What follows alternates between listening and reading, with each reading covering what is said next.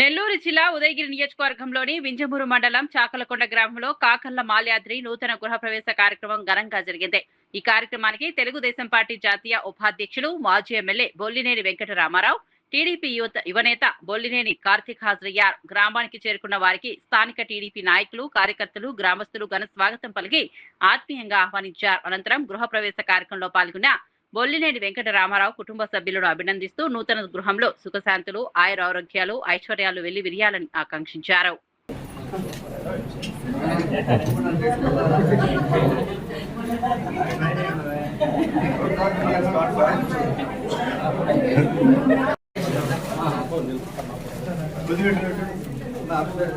sir కొద్దిగా ready